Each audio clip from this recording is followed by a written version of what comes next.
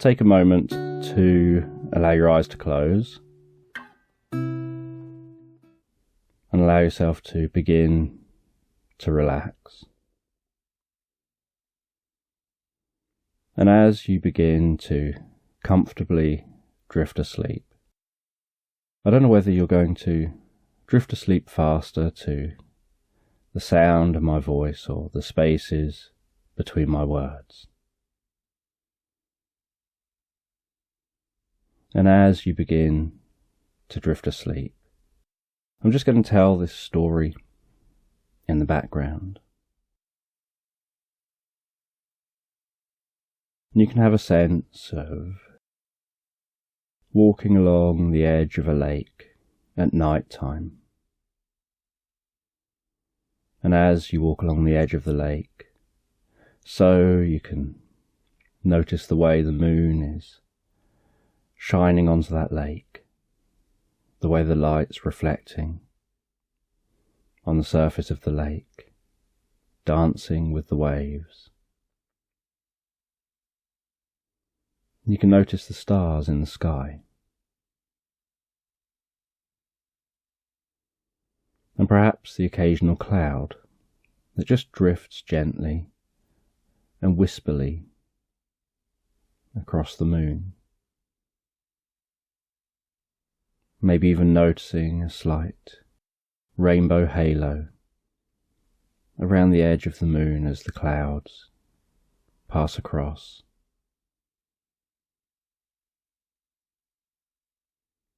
And you walk around that lake a little way. You can feel the fresh air as you breathe in and breathe out. And you can find a bench to relax down on. And as you relax on that bench, you can gaze out across the lake, perhaps hearing the occasional sound of ducks around the edge of the lake, almost quacking in their sleep.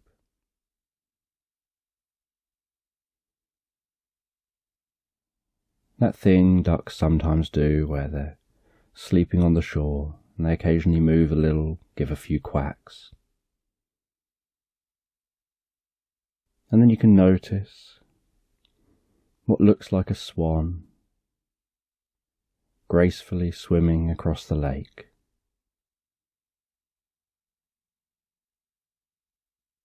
Almost gliding effortlessly through the water.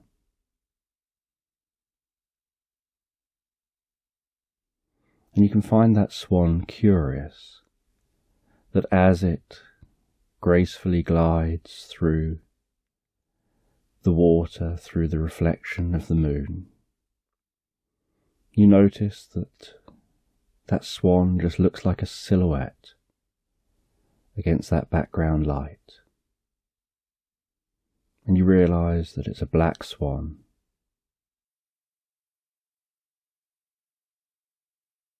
And you find yourself almost transfixed, watching as that swan glides across the water. And noticing the ripples spreading out from the swan, making that moonlight dance on the water.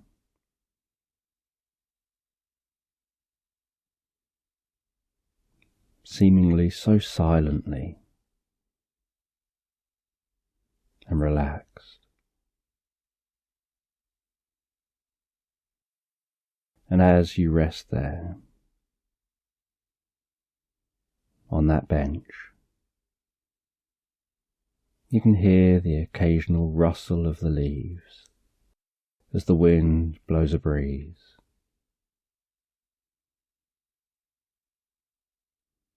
And you can rest back on that bench, gazing up at the sky,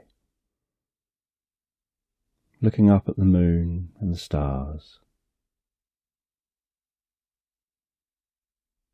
and allowing the focus of your eyes to relax.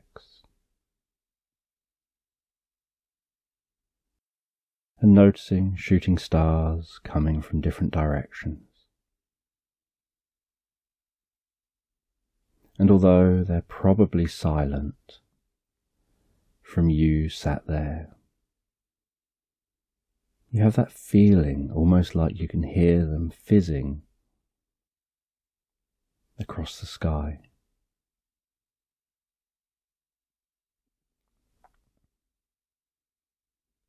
And you feel yourself almost being drawn into the experience, absorbed in the sight of those shooting stars.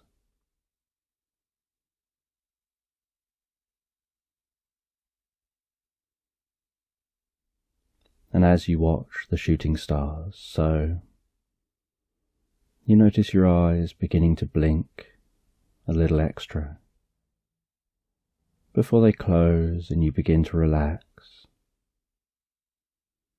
And you can still hear the sounds around you, and you almost feel that those sounds are helping you drift deeper and deeper into the experience.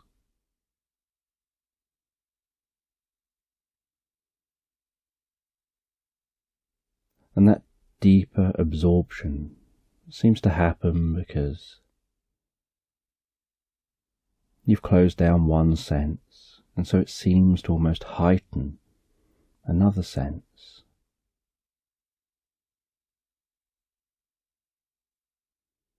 And you can feel your breathing slowing as you're drifting deeper inside. And then while you're drifting deeper inside, so you begin to notice almost like a dreamlike experience forming, initially hearing the distant sounds of sledgehammer on metal, like someone's working some armour or some metal panels. A rhythmic sound, almost like two people are doing that work. One person striking, and then a moment later the next strike. And it's just the distant sound of a sledgehammer on metal. And a part of you can be curious what they're building and what's forming in your mind. And then while you rest on that bench and remain drifting into a reverie, into a daydream, you have this sense almost like you've opened your eyes and you're standing up from the bench. Only as you do, that lake looks different. Everything around you looks different. And you can see a glow off in the distance, in the direction of the sound of the sledgehammers. And with curiosity you begin to explore. You start to head towards that sound, towards that glow, and you stop some distance away, gazing down there. And you can see through the trees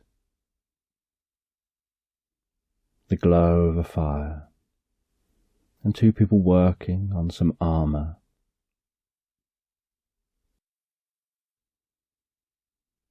And then after they've done that work and they've hit it with a sledgehammer and bashed it into shape,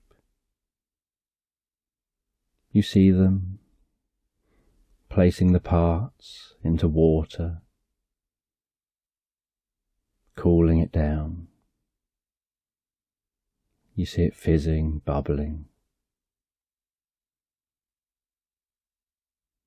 And then they place it on what looks a bit like a mannequin,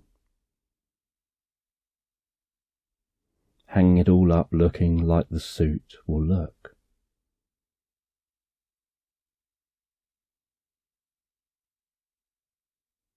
And they appear to have just finished their work. And you start to walk down towards them, And you get down to where they were working. And they're sat at a bench, just having a drink after the hard work they've done. And one of them turns to you and says they were expecting you. They've been waiting for you to arrive. And they knew you were going to turn up at this exact moment. And that they've made a suit for you. And you're curious what they mean by this. And they say that the suit that you've watched them making is designed specifically to fit you.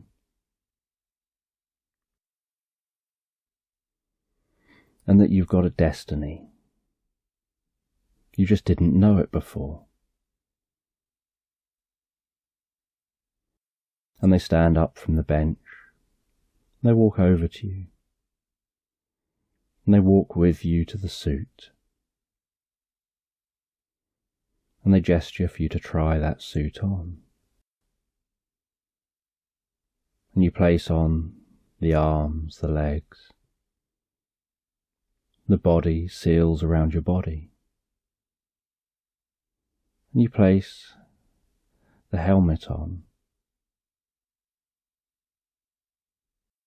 And the suit seals almost like one piece.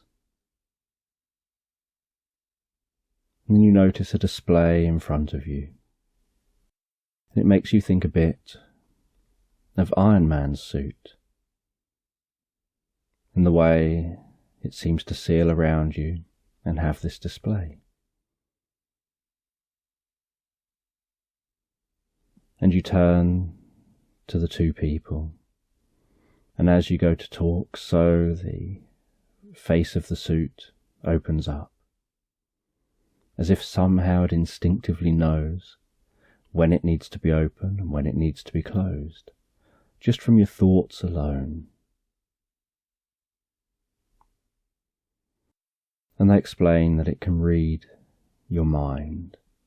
It can read the brainwave patterns, to be able to respond as if it's a part of you, rather than something that you have to try and externally control.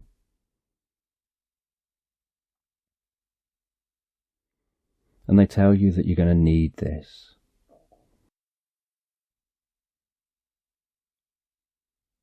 And that you can travel in this. And you don't know what they mean. And they say, just test it out. And you jump off the ground and instantly launch yourself into the air. And you find yourself flying off the planet. And as you do and as you look down, so you notice that although it looks similar to Earth and to where you took off from, where you fell asleep, there are some differences. And you hear a voice in your ear telling you that this is an alternative universe. That as you gazed up at those shooting stars and allowed yourself to drift into that reverie, so the brainwave frequencies shifted slightly, allowing you to access the multiverse and to be able to travel almost psychically to a different version of you.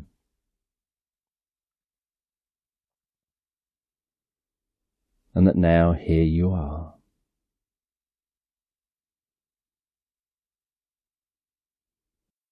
And you find yourself in space,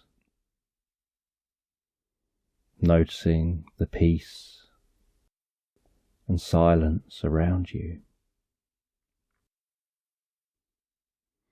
And as you look in space, so you can see just dense blanket of stars everywhere.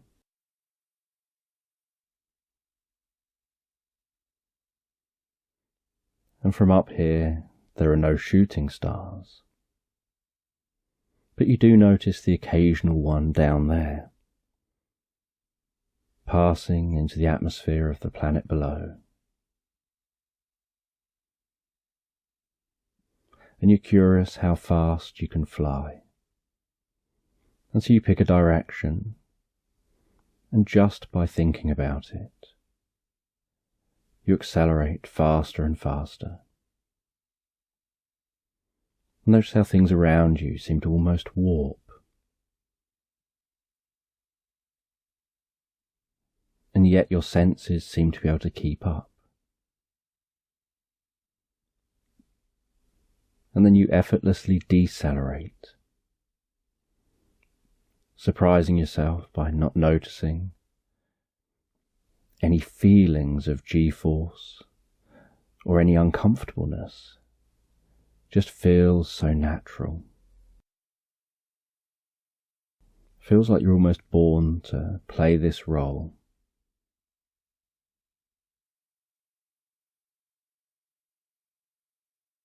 And then you start to have this sense that there's somewhere you need to be.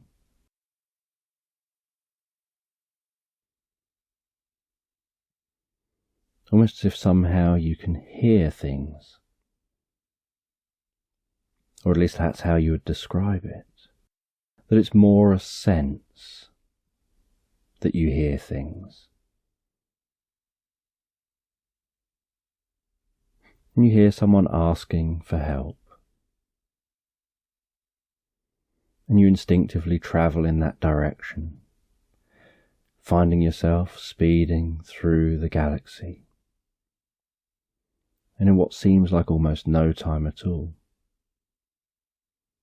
you stop at a planet that looks similar to Earth, but much larger. You land down on that planet, and you see a small boy who looks reasonably similar to humans. And they're swinging on a swing under a tree, and the tree looks very similar to earth trees. It's thicker, and it's not so tall. But you still have this sense that it resembles a tree.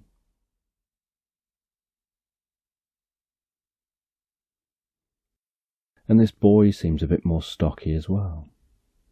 And you realise that the gravity here seems to almost squash everything down a bit. That everything needs just that bit extra to be able to stand tall here. That trees need the extra support and can't grow so tall. People need extra muscle.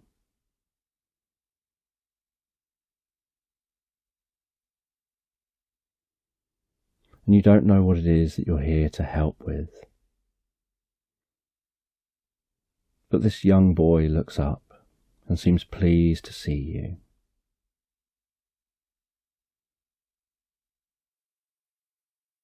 And from the way the boy interacts with you, you realise that what your main role seems to be here in this universe is to bring hope to people. To bring hope that there is someone in your corner. There's always someone there to help. Hope that you're not alone.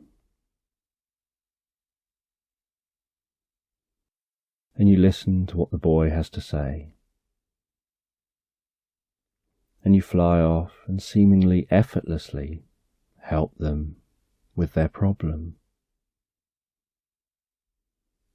And you realise that one downside of being able to hear people calling for help is that you know you can't help everyone all at once. and yet you have this desire to try, and then you almost feel guilty if you fail, even though there was no way you could succeed. And you realize that while you're here, as this superhero in this universe, you're learning a valuable lesson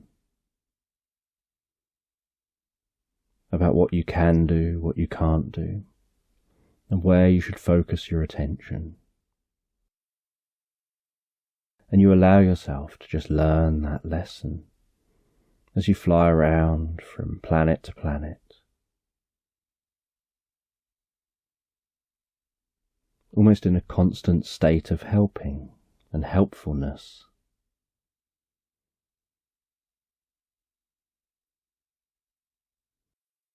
And after what seems like a very long time,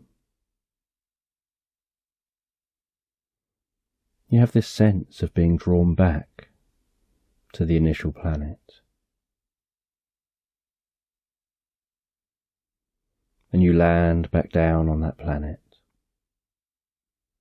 The suit opens up. You walk out of that suit. And you walk across towards that bench and relax down in that bench. And then you start to hear a splashing sound. And you find your consciousness drifting back to the lake.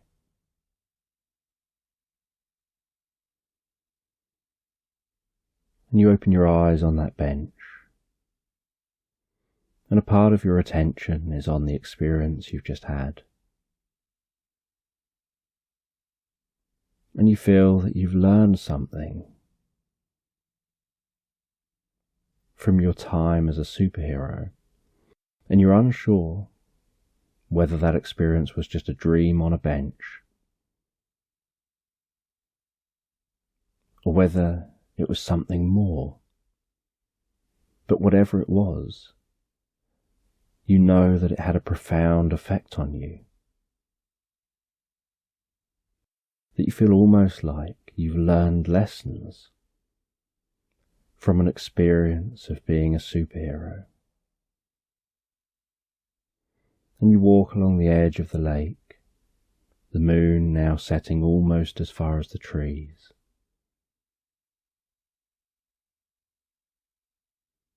And you follow that lake, heading towards the splashing sound. And you notice a beaver working its way off the bank into the water, dragging sticks out into the water, and then coming back out again without any sticks, and then coming back and dragging more sticks out into the water. And you go and take a closer look, and you realize that at one of the streams that comes off the lake, this beaver seems to be building a dam. And you watch as it drags sticks into the water and places them carefully into position.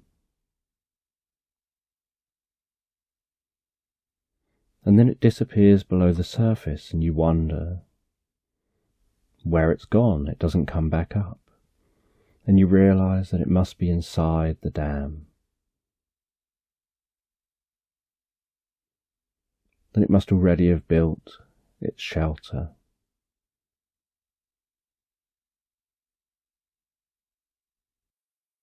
And then you notice that there's an otter here too. And then even more curiously, you notice a platypus. And the strangest thing happens, that all of them seem to be heading to the dam.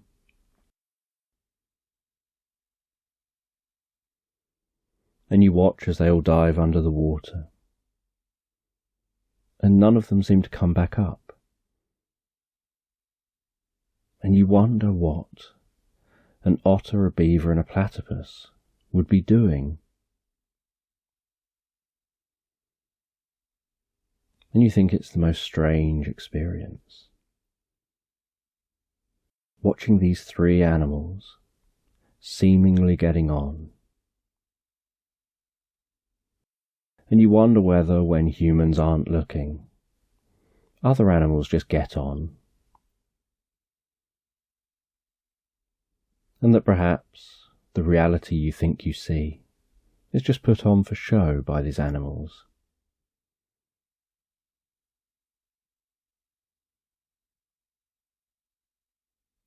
That when you normally see them, it looks like all of any one species just keeps itself to itself. And yet here, in the darkness, they seem to mix and mingle and get on with each other. And you imagine in your mind almost like they're in that dam having a bit of a party, and you wonder what kind of a party that would be.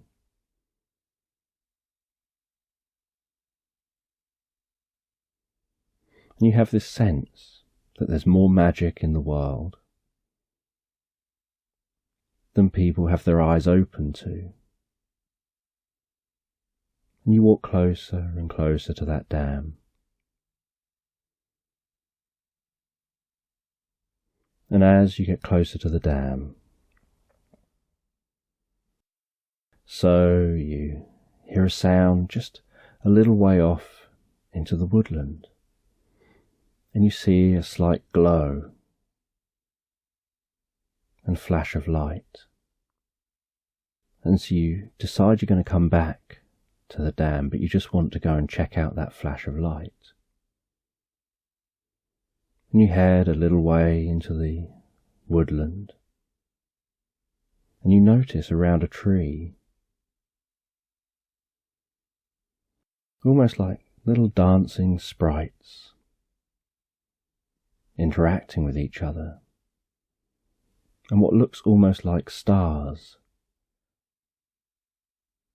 or the twinkling from sparklers flashing around that tree, creating the most beautiful glow just around the base of the tree. And you sit down on the ground and you watch them for a while. And then they notice you. And they come over to you and they start circling you. And they start circling faster and faster. And they seem to be singing. And as they circle you and they continue singing, so the stars, the sparkling light begins to expand and encompass you. And then you notice yourself seeming to shrink. You feel tingly and seem to shrink smaller and smaller.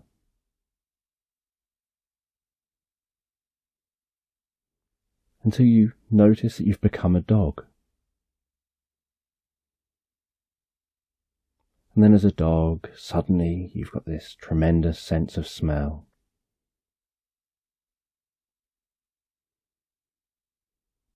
And all of those sprites move out your way, and you head back towards the dam. And you have this sense that as this dog, you can now investigate this dam better, because you're just a small dog. You're quite a narrow dog. And you have the suspicion that you'd be very good at squeezing through small places.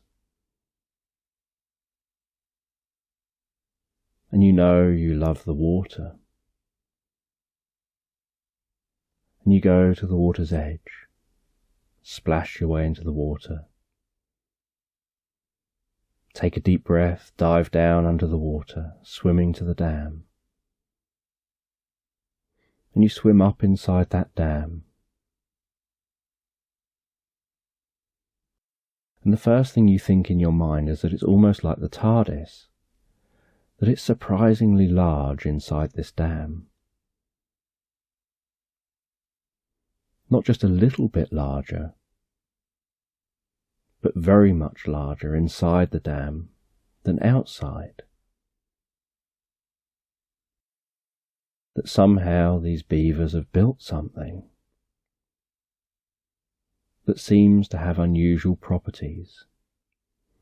And you can see the otter, the platypus, you can see the beavers. And they seem startled to see you at first, and then they invite you over, and you realise that you can understand them. And they ask who you are. They've never seen you round here before. And they ask if you'd like to play cards with them. And you realise this surreal experience, that they're sitting around a card table, that the platypus is smoking a cigar, the beaver has a strange hat on, and the otter's wearing sunglasses.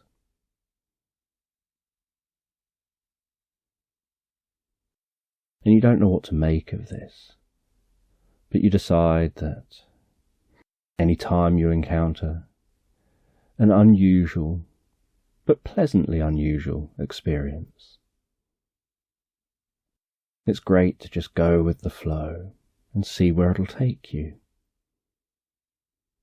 And so you get dealt into that card game. And you think this is an experience that no one would ever believe you if you told them. And you all play cards for seemingly hours. And even though you're engaged in attempting to win these games of cards, a part of you is still engaged in being curious about how unusual the experience is. And in hoping that this actually goes on everywhere, you start to think to yourself about how when you're walking along the edge of a lake and you hear some ducks, maybe you'll start to imagine that those ducks are actually playing a game or having fun.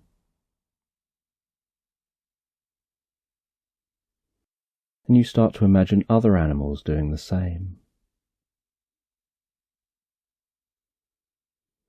You wonder if fish are playing games, if the birds play games.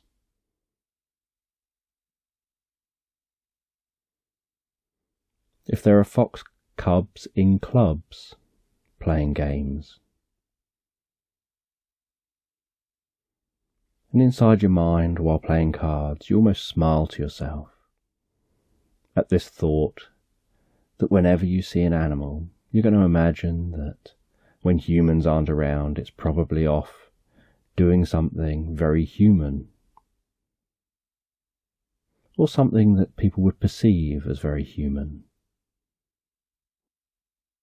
And that it just has to play this role when it's around humans. And after playing cards for quite a while, the otter lets you know that it's almost sunrise, and that perhaps it's time for everyone to go. And the otter packs up the cards, and the beaver packs everything away.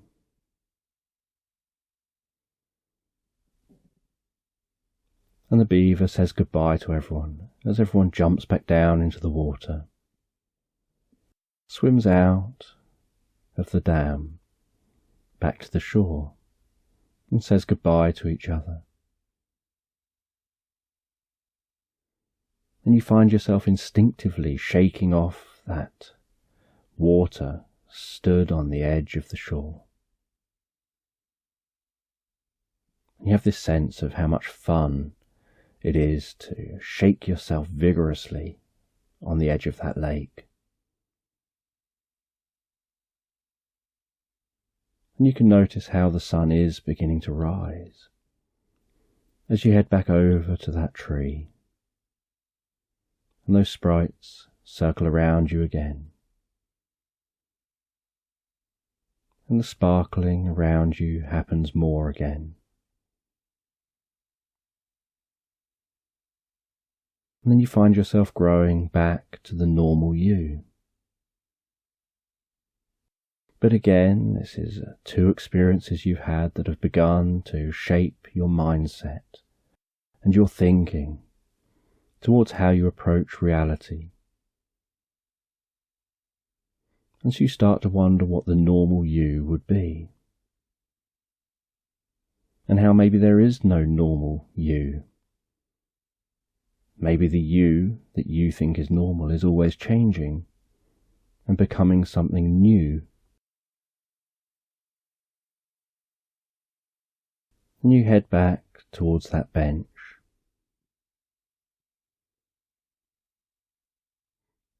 And you begin to wonder whether maybe it's time to start to head home.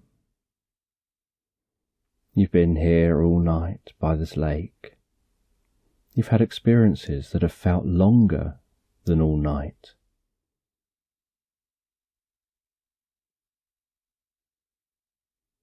So you head to your car, open the door of your car, close it behind you. You feel the warmth of being in your car. That somehow your car seems to have retained some warmth where the outside had cooled down. And you drive away from the lake, and at this time in the morning the roads are quite clear, your car's quiet and smooth,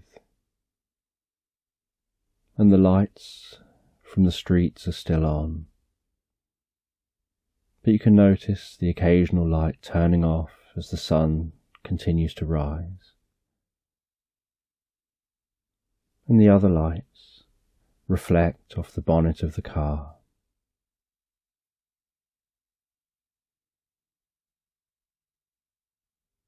And you enjoy this calm, quiet, early morning drive home.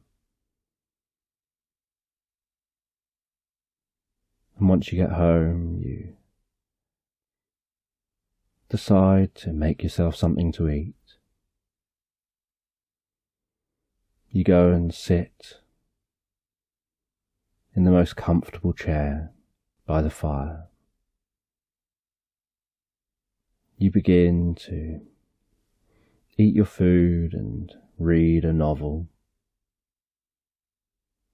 And as you read, you notice that you're beginning to get tired. You finish your food, and you start to drift comfortably asleep as that novel falls gently onto your chest. And as you drift deeper and more comfortably asleep, so you begin to hear the sound of a whistling wind, and you begin to notice white, and then hear the trudging of your footsteps through snow.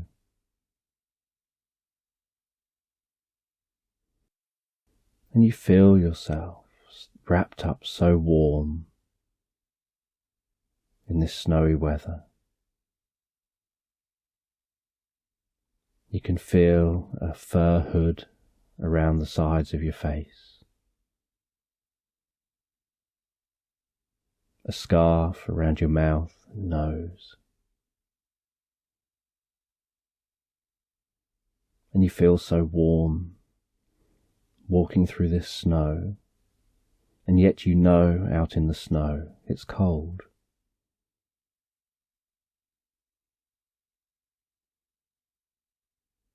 And you realise that you're trudging through thick snow among pine trees.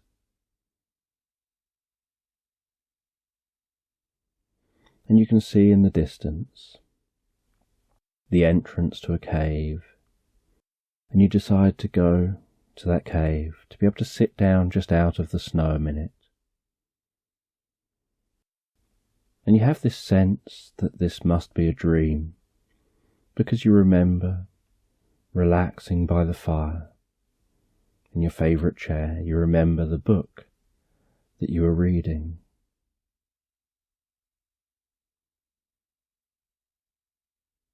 But it's a surprisingly vivid dream, and so you'd like to know what it is that you're dreaming and why.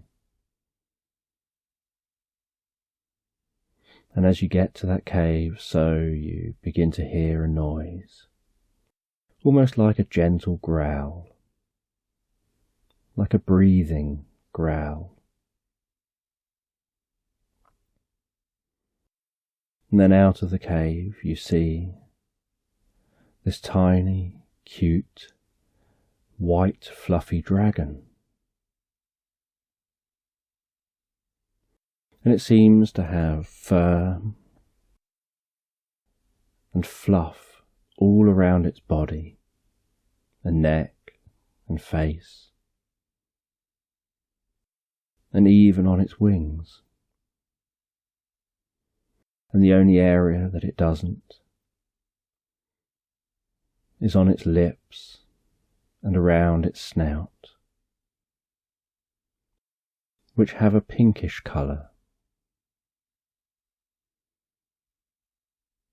And as it approaches you, you can see the dark grey smoke coming out its nostrils with its out-breaths. And it comes over to you.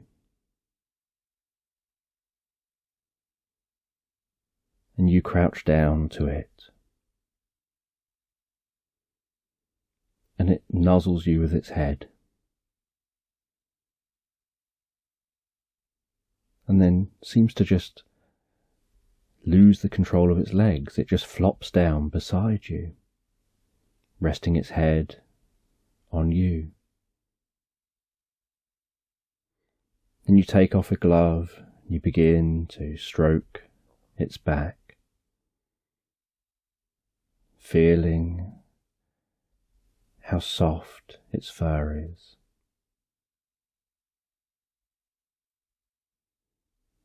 Feeling the warmth of its body. And then because your hand's getting cold, you put it back in a glove. And the dragon stands up, jumps up, leaves the cave, and flies off. And you wonder whether you said or did something. And after a while it returns with a mouthful of sticks. It puts them on the ground in the front of the cave and lets out a short burst of fire from its mouth, lighting those sticks.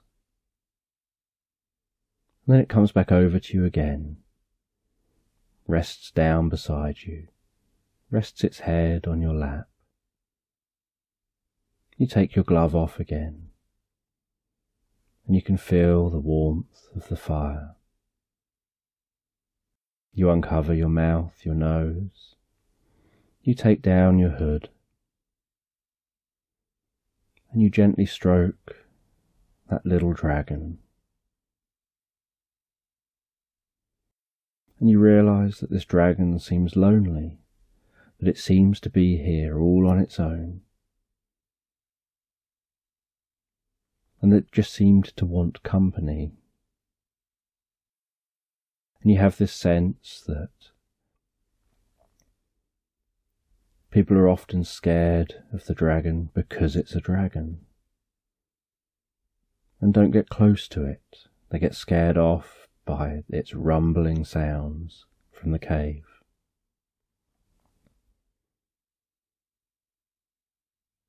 And it just needed a friend.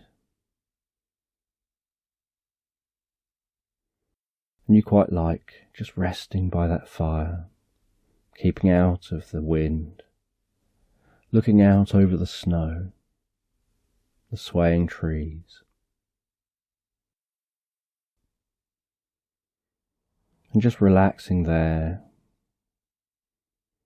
with that friendly dragon.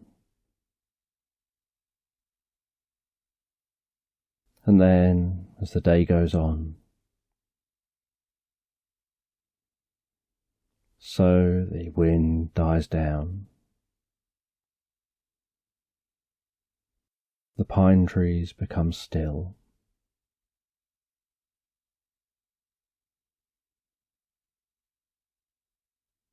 you can begin to see the stars coming out as night sets in.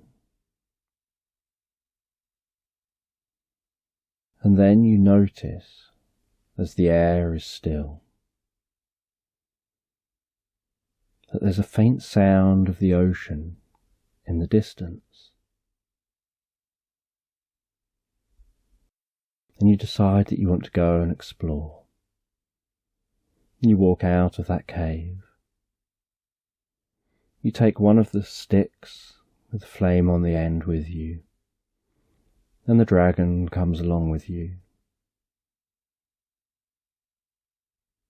And you crunch and crack your way through the snow in the direction of the ocean, in the direction of that sound.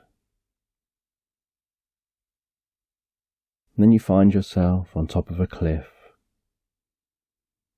looking down over a vast ocean, with large waves crashing on the shore below. You find your way down that cliff, and you stand on a large rock, gazing out to sea. And whatever the storm was that brought all the wind earlier, you're aware is still somewhere out there, out to sea, churning up these large waves that are heading into the shore. And you listen as they roll in, crash on the shore, crashing on the rocks, and then pull out from the shore before the next large waves crash in. And the dragon and yourself just sit there, watching.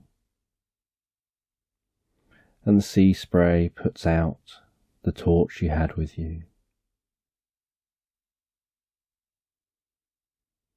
And just the moonlight is illuminating the sea as it rolls in and back out. And you begin to wonder what you can learn from this experience, and where this might be.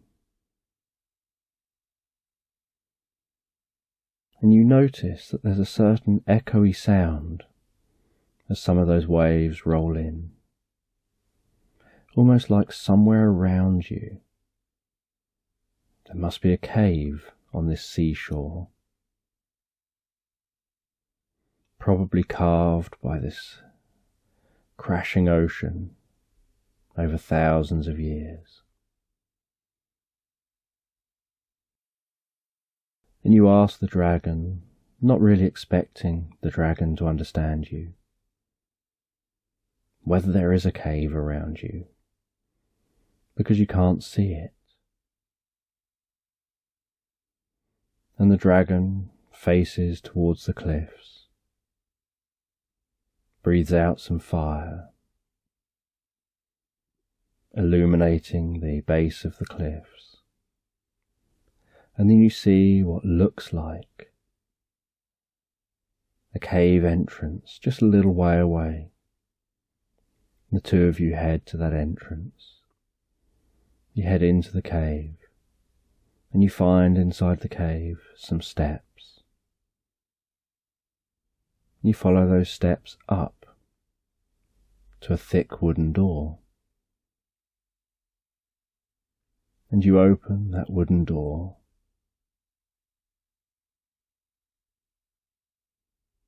Closing it behind you.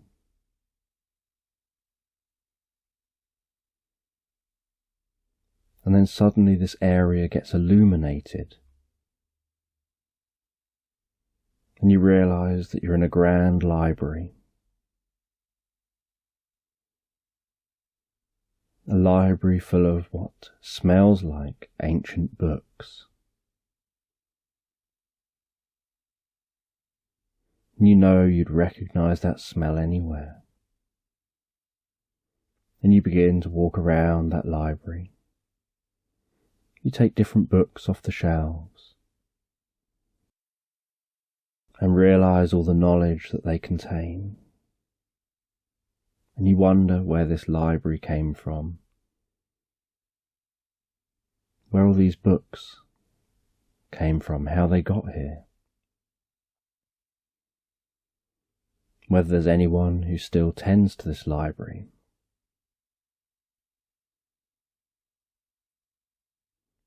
And as you explore through the library, you follow a spiral staircase up to the next level, and then up to a level above that.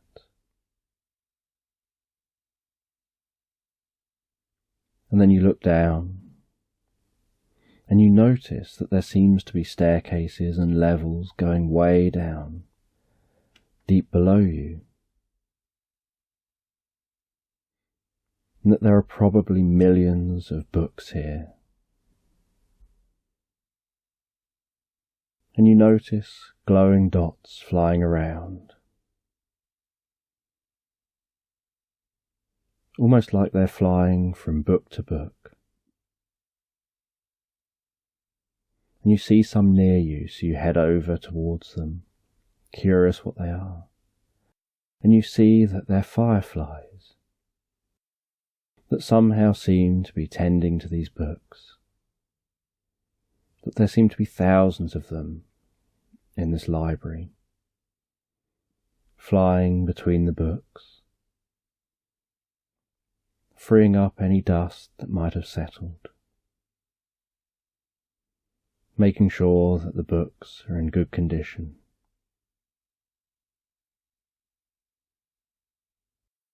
And also helping to direct people to books they're trying to find. That they'll fly and they'll illuminate a specific location so that you know where to head with so much choice.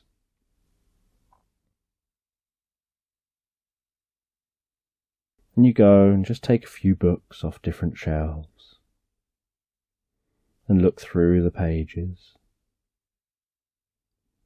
And you notice some seem to be written in different languages. Some have images, others just words.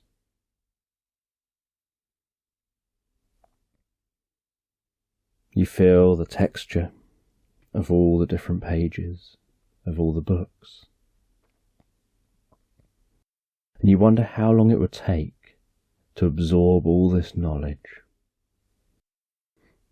Whether it would even be possible in a lifetime.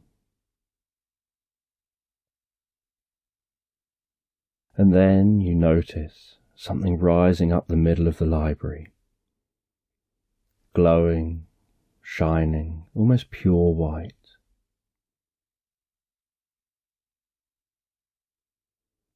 Almost pulsating. And then it ends up hovering just in front of you. And you see that it's somehow some kind of jellyfish looking thing. That it seems to be moving within this library, as if it's unaffected by gravity. That it almost has an appearance of being an apparition, and yet you can tell that it's solid. And it lowers itself down, just below your feet, and comes over to the side, and the dragon jumps onto it. And so you copy, and you jump on.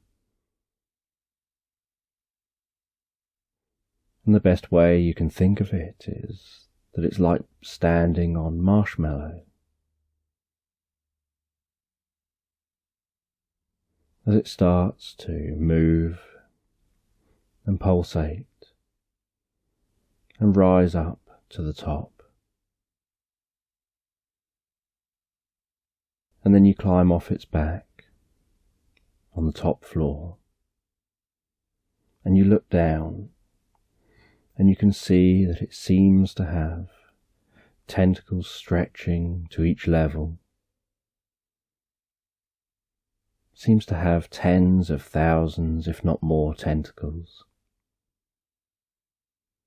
that touch the locations of all the books, and little bits of light seem to be pulsing up each tentacle.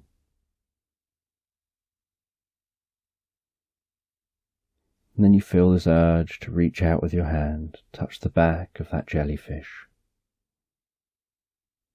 and you touch the jellyfish. And instantly you notice some pulsating coming through your hand. And somehow you have this sense in your mind of knowledge passing into you, and of communication happening between you and that jellyfish. And it almost telepathically teaches you and shares with you that it connects with all the knowledge in all the books here. That this is like a physical form of a universal consciousness. That all the knowledge from all the universe gets stored here in books. And that this place isn't really real. It's a representation, that there is a location here.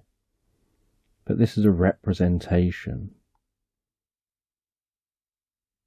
a way of making it so that you can understand what's here.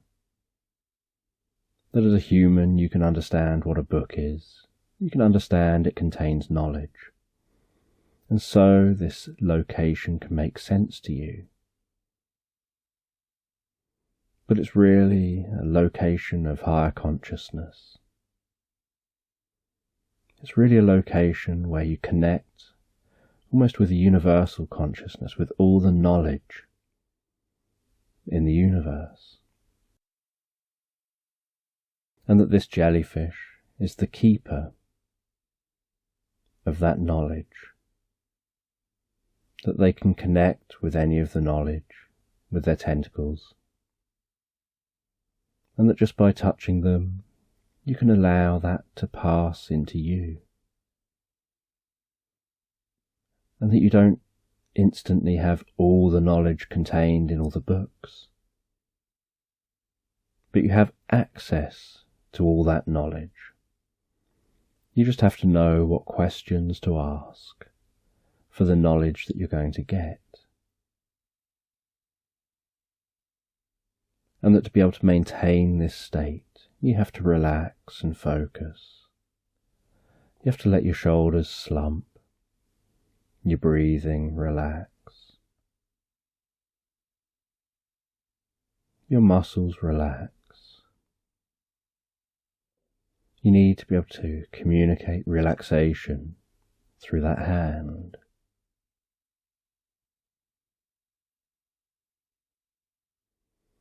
And so you do this. You allow your mind and body to relax. And that dragon just relaxes beside you, sat on the ground. Almost like just a supportive companion and you let your eyes close,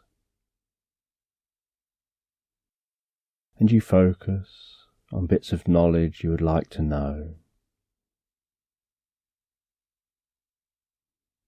and you allow them to just begin to form in your mind.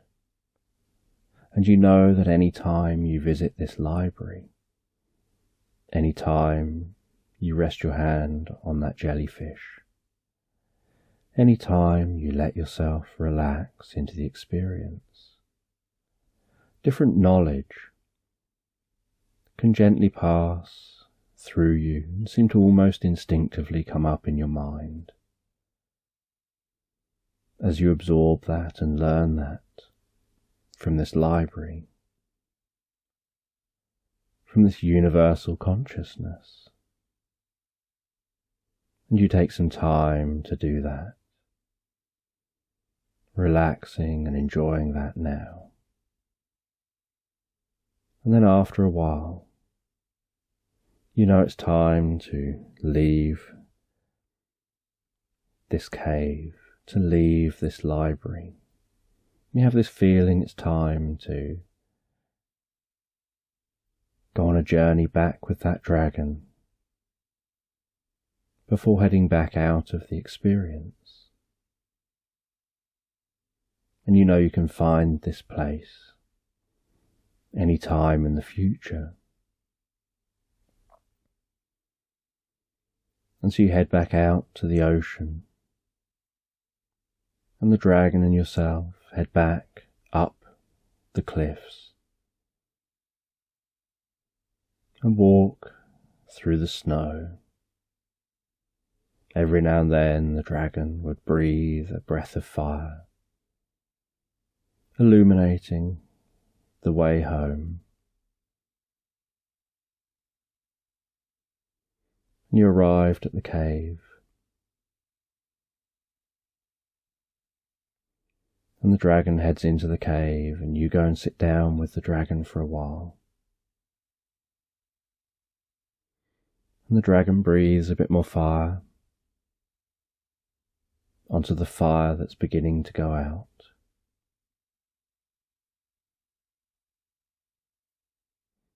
And you decide you're just going to rest here for a moment. Allow your eyes to close while you gently stroke the dragon's back just between its wings, feeling the warmth of that dragon, the softness of its fur. As you close your eyes and allow yourself to just relax for a moment, and the next minute you realize that the sun's waking you up by shining on your face. And you open your eyes and look out of the cave, and you see this white rabbit just resting there, looking at you, twitching its nose. And once it notices that you've noticed it, the dragon seems to acknowledge that it's time for you to go, and you begin to follow that white rabbit, and it hops along through the snow, and it hops surprisingly fast that it keeps having to stop and turn round and check you're still behind it. And then as you catch up, it hops along a bit further, because it knows how to get you back home. And then it hops to a tree, and it hops into a hole in the tree, and you don't think there's any chance of you fitting in the hole. But you reach out and touch the tree, and next minute you feel that you're back home. You can feel that book resting on your chest. You can hear that crackling fire. You can feel your comfortable chair.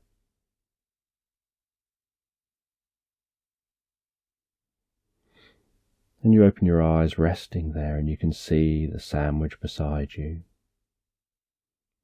You close your book, and you decide that it's time to head to bed. You feel this sense like your mind needs to process the experience you've been on. You have this sense that it's more real than you perhaps realize at first, and that your mind needs to process that. And so you go to bed, you relax down, you pull the covers up, you feel so comfortable.